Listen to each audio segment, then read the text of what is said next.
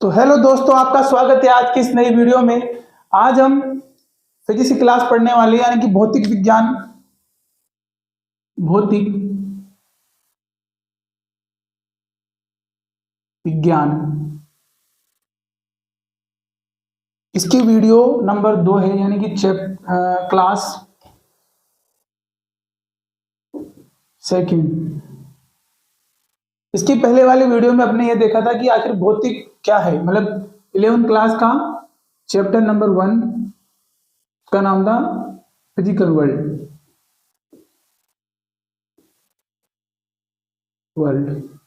हमने देखा कि आखिर भौतिकी क्या है, उसके कितने बिंदु होते हैं, कितने प्रकार के होते हैं, सबके बारे में आज देखेंगे हम कि इस पूरी दुनिया में कितने प्रकार के बल पाए जाते हैं। तो मुख्यतः 4 प्रकार के बल पाए जाते हैं। वो कौन कौन से हैं? पहला गुरुत्वाकर्षण बल, सबसे फेमस गुरुत्वाकर्षण। नंबर 2 विद्युत चुंबकीय बल, चुंबकीय बल। नंबर 3 प्रबल नाभिकीय बल, प्रबल नाभिकीय बल। नंबर 4 दुर्बल नाभिकीय बल, दुर्बल नाभिकीय बल। इसका नाम सुन रखा है गुरुत्वाकर्षण बल, विद्युत चुंबकीय बल, प्रबल नाभिकीय बल और दुर्बल नाभिकीय बल। तो पहले देखते हैं गुरुत्वाकर्षण बल को। तो हेडिंग लगाएं, गुरुत्वाकर्षण बल।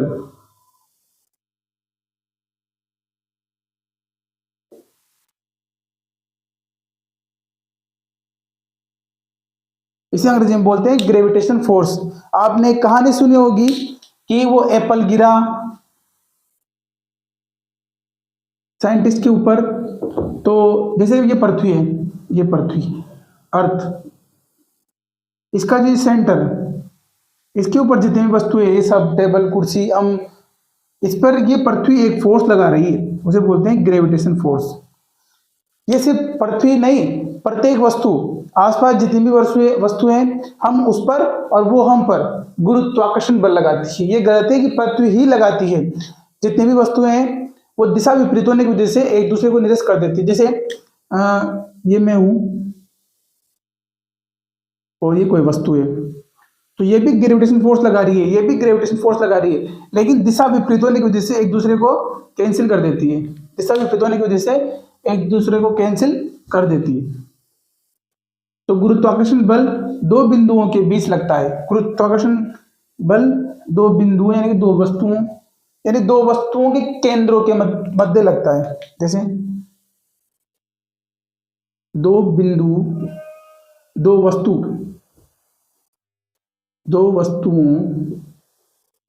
के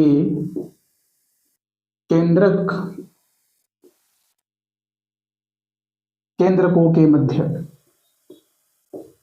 मध्य लगता है। जैसे एक वस्तु यहां पर रखी हुई है M1, एक यहां रखी है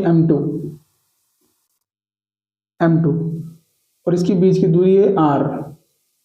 तो जो गुरुत्वाकर्षण बल का फॉर्मूला आएगा वो कैसा आएगा? F बराबर G M1 M2 upon R का स्क्वायर। इसमें जो G है ये सार्वत्रिक नियतांक, कैपिटल G, सार्वत्रिक नियतांक। इसका मान है 6.67 इंटू 10⁻⁻11। अब इसकी इकाई कैसे निकालनी है? जैसे यहाँ F बराबर G M1 M2 R square, अब यहाँ G बराबर ले लो, G बराबर, तो ये उल्टे हो जाएंगे, F R का स्क्वायर M1 M2। देखो ये क्या है? फोर्स यानी कि न्यूटन।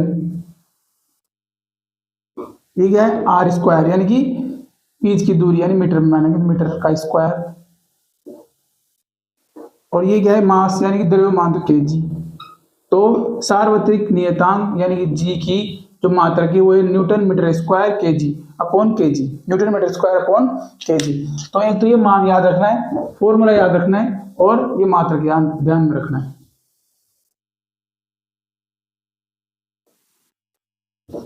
इसको साइड में रख देते हैं और 2-4 पॉइंट है उनको डिस्कस करेंगे। फॉर्मूला क्या था? F बराबर जी m1 m2 अपॉन r का स्क्वायर। दूसरा पॉइंट, यह बल माध्यम पर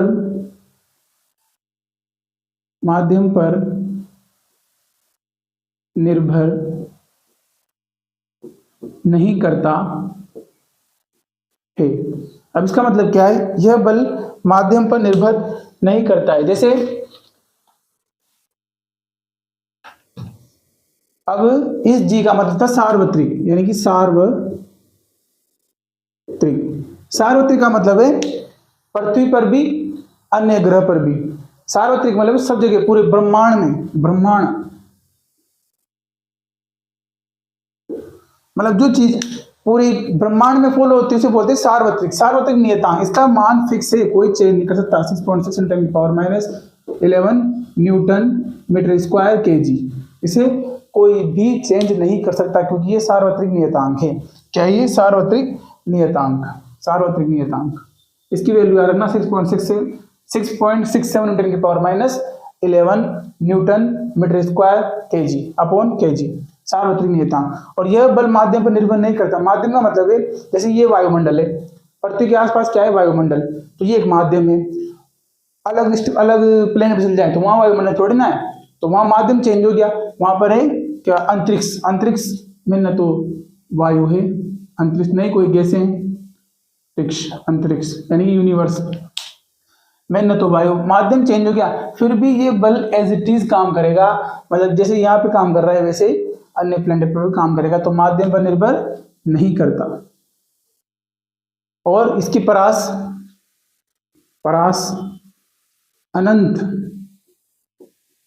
अनंत होती है। मतलब पृथ्वी से 1000-2000 किलोमीटर बहुत ऊपर तक ये बल लगता है। जैसे चुंबक है, अब चुंबक जैसे चुंबक यहाँ पे रखी हुई है, एक चुंबक यहाँ पे रखी हुई, अगर ये n होंगे तो एक दूसरे को प्रतिकर्षित करेंगे, प्रतिकर्षण दूर जाना, और ns होंगे तो ये पास आएंगे चुंबकीय बल। अगर ये n है तो प्रतिकर्षित, ns है तो पास आएंगे, पर एक फिक्स डेंसिटी यानी कि जो बीच की दूरी है वो फिक्स होनी चाहिए। जैसे जितना पास लाओगे उतनी स्पीड से पक जाएंगे, दूर ले जाओगे तो इतना बल नहीं लगा पाएगी एक चुंबक दूसरे चुंबक के ऊपर। तो इसकी परास जो है वो अनंत होती है, याद रखना, इसकी परास अनंत होती है। इसकी परास अनंत होती है। और एक पॉइंट और इंपॉर्टेंट, मध्यस्थ कण, ये बहुत ही इंपॉर्टेंट है। मध्यस्थ कण ये रहता है ग्रेविटॉन। इंग्लिश में से लिखते हैं, हिंदी में भी ग्रेविटॉन ही,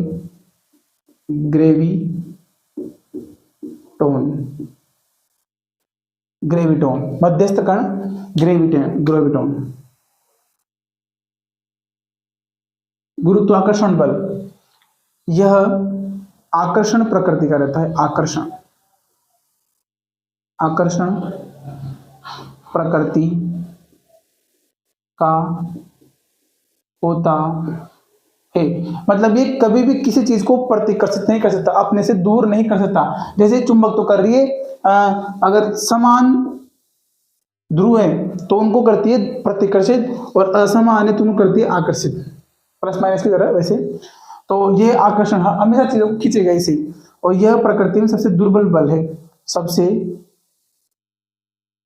इन चारों बलों में सबसे दुर्बल बल कौन सा है? गुरुत्वाकर्षण। सबसे दुर्बल बल है। सबसे दुर्बल बल कौन सा है? गुरुत्वाकर्षण बल। तो ये 4 पॉइंट है, 1 2 3 4 5 हो गए, तो 5 पॉइंट अच्छे से याद रखना। पहला, दो वस्तुओं के केंद्रों के मध्य लगता है। यह बल माध्यम पर निर्भर नहीं करता है। परास अनंत होती है, किसकी परास अनंत होती है? गुरुत्वाकर्षण बल की। मध्यस्थ कण ग्रेविटोन, ग्रेविटोन होता है, ग्रेविटोन, ये भी याद रखना। यह आकर्षण प्रकृति का होता है, सबसे दुर्बल बल है। कौन सा बल? गुरुत्वाकर्षण बल। इसके बाद देखेंगे विद्युत चुंबकीय बल, विद्युत चुंबकीय बल, विद्युत चुंबकीय बल।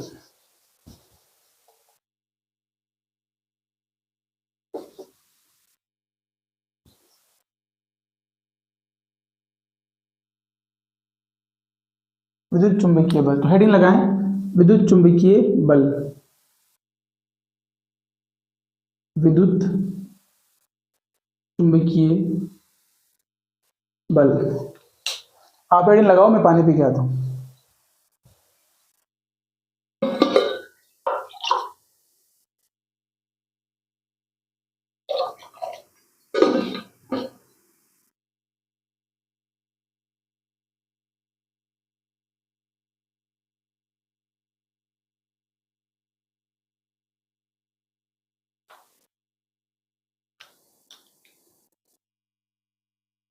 तो हेडिंग लगा लिया आपने विद्युत चुंबकीय बल। विद्युत चुंबकीय बल, जैसे गुरुत्वाकर्षण बल तो दो वस्तुओं के बीच में लग रहा था M1 M2, वैसे ही विद्युत चुंबकीय बल भी दो आवेशों, आवेशों मतलब चार्ज,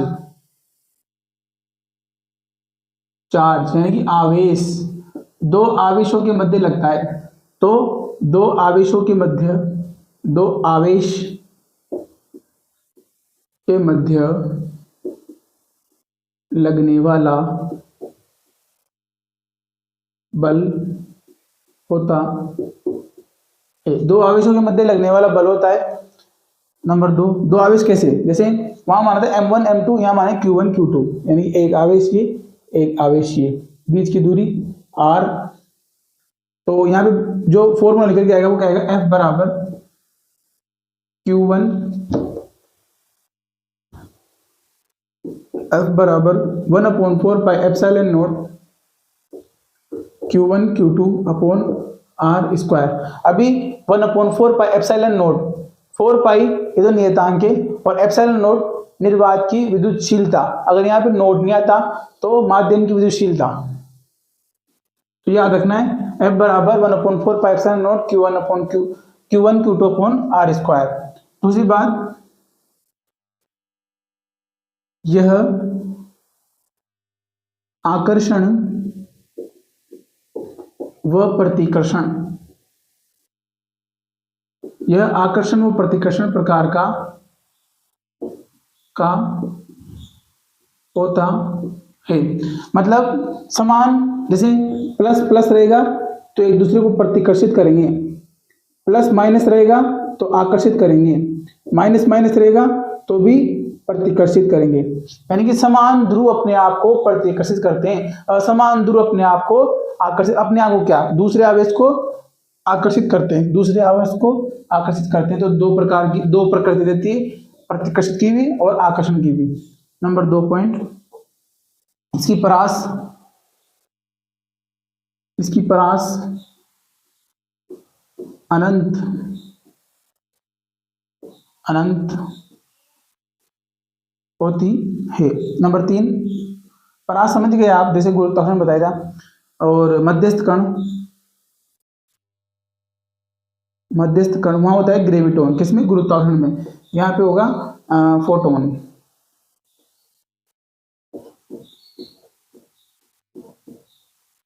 फोटोन। विद्युत चुंबकीय बल दो आवेशों के मध्य लगने वाला बल है। यह आकर्षण प्रतिकर्षण प्रकार का होता है। इसकी परास अनंत होती है। मध्यस्थ कण फोटोन होता है। मध्यस्थ कण क्या होता है? फोटोन होता है। तो इन चीजों को बार बार रिपीट करें। गुरुत्वाकर्षण बल में मध्यस्थ कण कौन होता है? ग्रेविटोन। उसकी परास भी अनंत होती है, लेकिन वो सिर्फ आकर्षण प्रकृति का होता है। यह प्रतिकर्षण प्रकृति का भी होता है। और एक चीज और, जैसे ये आर स्क्वायर बीच की दूरी के वर्ग के व्युत्क्रमानुपाती देता है F बराबर, तो F बराबर 1/r का स्क्वायर। इसका मतलब है कि जो बल है वो बीच की दूरी, यानी दोनों आवेशों के मध्य की जो बीच की दूरी है उसके वर्ग के व्युत्क्रमानुपाती देता है। मतलब जैसे जैसे आर बढ़ेगी, मतलब एक आवेश की दूसरे आवेश के बीच की दूरी बढ़ेगी, तो इसको आ गया था, इसलिए अब रिपीट करते हैं दोबारा। तो 3 पॉइंट डिस्कस किए, 4 पॉइंट। इसके आकर्षण, ये आकर्षण प्रतिकर्षण दोनों प्रकार का होता है। इसकी परास अनंत होती है, मध्यस्थ कण फोटोन होता है, और दुर्बलता की बात करें, इनका क्रम देखिए एक बार। इन तीनों चारों जो बल है उनका क्रम देख लेते हैं एक बार। सबसे कमजोर बल है फोर्स, यानी ग्रेविटेशन, जी लिख रहा हूं उसको, मतलब ग्रेविटेशन सबसे कमजोर। ये ऐसे रहता है, ऐसे जिधर कम, जिधर खुला हुआ है वो संख्या बड़ी है, किससे, इधर से। तो इसके बाद है, इसके बाद दुर्बल नाभिकीय बल, यानी कि वीक डब्ल्यू न्यूक्लियर फोर्स। उसके बाद ये विद्युत चुंबकीय बल, यानी कि इलेक्ट्रिक मैग्नेटिक फोर्स। इसके बाद सबसे प्रबल, प्रबल नाभिकीय बल, यानी कि फोर्स, प्रबल यानी कि स्ट्रॉन्ग न्यूक्लियर फोर्स। तो ये क्रम है, सबसे दुर्बल ग्रेविटेशन, उससे कम दुर्बल नाभिकीय बल, फिर उससे ज्यादा विद्युत चुंबकीय बल, फिर उससे ज्यादा प्रबल नाभिकीय बल। तो सबसे दुर्बल गुरुत्वीय बल, सबसे उच्चतर यानी कि प्रबल नाभिकीय बल। तो ये पॉइंट डिस्कस करने और इनको अच्छे से याद रखना। अब इसके बाद हम लगाएंगे दुर्बल नाभिकीय बल, दुर्बल नाभिकीय बल। और एक पॉइंट और वो रह गया, उसको देखते हैं अभी। दोनों में सेम चीज होगी, उसमें लिखने भूल गई, गुरुत्वाकर्षण में ये बात है कि गुरुत्वाकर्षण व विद्युत चुंबकीय बल, विद्युत चुंबकीय बल दोनों संरक्षी व केंद्रीय बल हैं, केंद्रीय बल हैं। ये दोनों में आएगा, गुरुत्वाकर्षण में भी और विद्युत चुंबकीय बल में भी, तो उसमें भी लिख लेना, गुरुत्वाकर्षण वाले में भी। अब इसके बाद देखेंगे दुर्बल नाभिकीय बल, दुर्बल नाभिकीय बल। अच्छा ये लग रहा है तीसरा, तो रहेंगे प्रबल नाभिकीय बल, नंबर 3 प्रबल नाभिकीय बल। नाभिक यानी कि नाभिक, नाभिक किसे कहते हैं, परमाणु के जो केंद्रीय भाग है, ये परमाणु बाहर इलेक्ट्रॉन कक्षा में चक्कर लगा रहे हैं, बीच में क्या रहते हैं, प्रोटॉन और न्यूट्रॉन। इलेक्ट्रॉन पर कौन सा आवेश रहता है, ऋणावेश, प्रोटॉन पे धनात्मक यानी कि पॉजिटिव आवेश, P प्लस, ऐसे आएगा P प्लस, P यानी पॉजिटिव, N का मतलब न्यूट्रल यानी कि उदासीन। तो P पर रहता है प्लस, यानी कि जो नाभिक है। और इसके पहले वाले जो विद्युत चुंबकीय बल, उसमें क्या देखा था कि प्लस प्लस को एक दूसरे को प्रतिकर्षण करता है, पर नाभिक के अंदर, नाभिक के अंदर तो प्रोटॉन बहुत सारे हैं, यानी कि जितने इलेक्ट्रॉन उतने प्रोटॉन। तो मान लो 10 हैं, 10 प्रोटॉन है, तो दोनों P प्लस है, तो एक दूसरे को प्रतिकर्षित करना चाहिए, लेकिन नहीं करते हैं। किसकी वजह से, प्रबल नाभिकीय बल, जिसके बीच में बल है वो प्रबल है। तो प्रोटॉन और न्यूट्रॉन को संयुक्त रूप से बोलते हैं न्यूक्लियॉन। तो यह बल न्यूक्लियॉन्स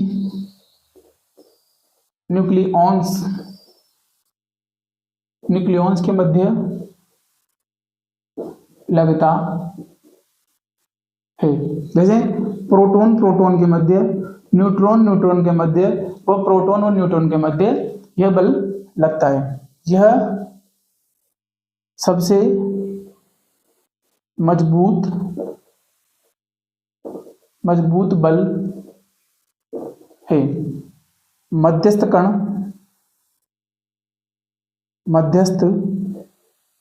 कण अल्फा मेसोन, बहुत इंपॉर्टेंट पॉइंट है, इसको याद रखना।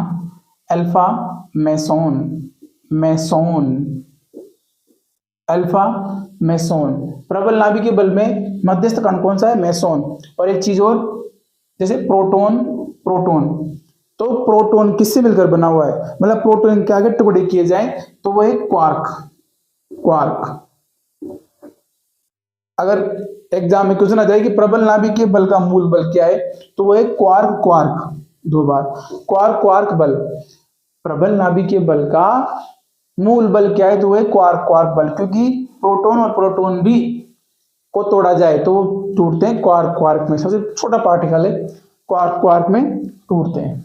तो ये पॉइंट डिस्कस करें और याद रखना सबसे अधिक मजबूत है परास, इसकी परास बहुत लघु परास होती है। प्रकृति कैसे होती है? अब प्रकृति में बहुत इंटरेस्टिंग पॉइंट है, देखना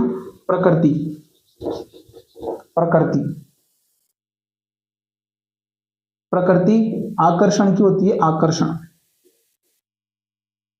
आकर्षण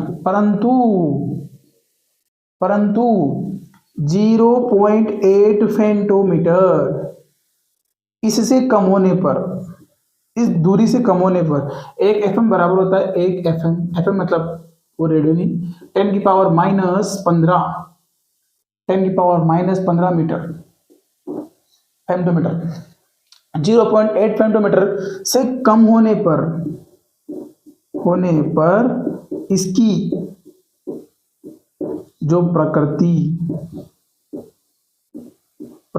है वह कैसे हो जाती है? पहले आकर्षण अब प्रतिकर्षण की, यानी कि दोनों प्रकृति रहता है विद्युत चुंबकीय बल की तरह, लेकिन कंडीशन क्या है? 0.8 फेमटोमीटर से कम होनी चाहिए बीच की दूरी, न्यूक्लियॉन्स के बीच की दूरी 0.8 फेमटोमीटर से कम होनी चाहिए। अगर इससे ज्यादा रहेगी तो कौन सा लगेगा? आकर्षण, वरना प्रतिकर्षण। मध्यस्थ कण देख लिया, अल्फा मेसोन देख लिया, मजबूत प्रोटॉन को आगे तोड़ा जाए किसमें टूटता है? क्वार्क में। और प्रबल नाभिकीय बल का मूल बल क्या है? क्वार्क बल। परमाणु के भीतर धनात्मक आवेश पाया जाता है क्योंकि P+ रहता है, इलेक्ट्रॉन नेगेटिव रहता है। तो इन चीजों को बार बार दोहराओगे, 2 से 3 बार बोलोगे, इसमें याद हो जाएगी। अब देखते हैं दुर्बल नाभिकीय बल, यानी कि वीक न्यूक्लियर फोर्स, दुर्बल नाभिकीय बल। दुर्बल नाभिकीय बल में ज्यादा कुछ है नहीं, दुर्बल नाभिक बल जब रेडियो सक्रिय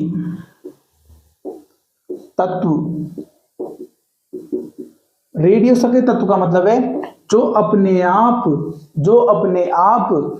टूटते हैं, जिनके नाभिक अपने आप टूटते हैं, उनसे है ना बीटा से। सबसे इंपॉर्टेंट है कि दुर्बल नाभिकीय बल की खोज कब हुई? ये 3 बल तो मिल गए थे, लेकिन दुर्बल नाभिकीय बल की खोज बीटा शे के दौरान हुई थी,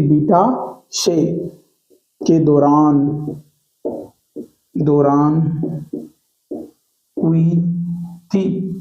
तो इससे ज्यादा कुछ है नहीं इसमें। और एक चीज और, जैसे आप सर बोल रहे हैं कि दुर्बल नाभिकीय बल, प्रबल नाभिकीय बल, विद्युत चुंबकीय बल, गुरुत्वाकर्षण बल, ये प्रकृति में ये 4 ही मूल बल हैं, लेकिन हमने तो कर्षण बल, गतिज ऊर्जा, स्थित विद्युत ऊर्जा ये सब देखी हुई है। तो देखो, सुनो मेरी बात ध्यान से, जितने भी स्पर्शीय जो भी टच करते हैं, जैसे अभी अब चल रहा है स्पर्शीय, जिनमें भी वस्तुएं स्पर्श होती है वे सब आते हैं विद्युत चुंबकीय बल में। विद्युत चुंबकीय बल ही स्पर्शीय बल है। स्पर्शीय बल, जितने भी स्पर्शीय बल, जैसे घर्षण हो गया, कोई भी चीज टच हो रही है, कोई फोर्स करे तो धक्का दे रहे हैं, तो सब किसमें आएंगे? विद्युत चुंबकीय बल में। तो ये हो गए 4 बल डिस्कस, इनको पढ़ना ध्यान से। और हमारी वीडियो पसंद आ रही है तो वीडियो को लाइक करें और कमेंट करके बताएं कि अब कौन से टॉपिक पे वीडियो चाहिए। Thank you.